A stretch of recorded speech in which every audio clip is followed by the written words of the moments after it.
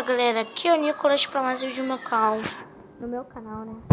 E hoje eu vou ensinar para vocês a como está Sonic Master System 2, Sonic Master System 1.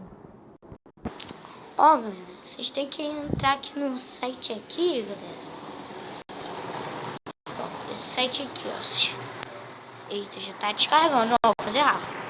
Tem galera, esse site aqui, ó. Olha assim. Sonic Master System 1 Remake. Você coloca um remake.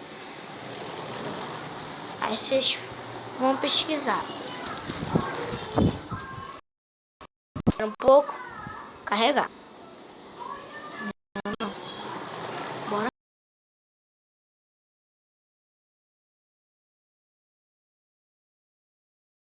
No site. Vai estar aí na descrição, beleza? Aí vocês vêm nesse aqui, ó.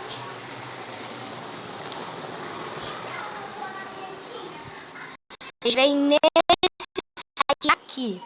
Vocês vêm nele.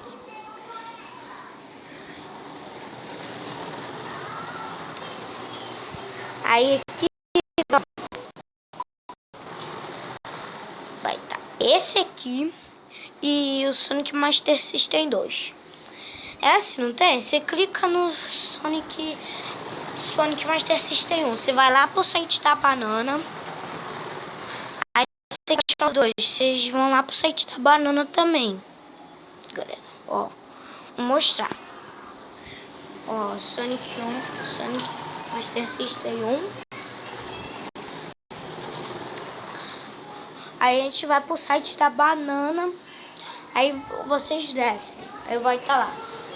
Download para PC e download para Android. Se vocês estão usando o telefone, né? Se estão usando Android, telefone, né?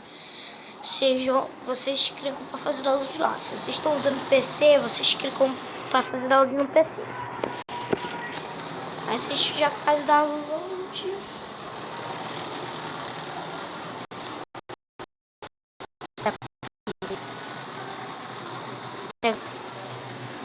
Aí eu voltei, galera. Entende? Aí quando você baixar o Sonic 1, né?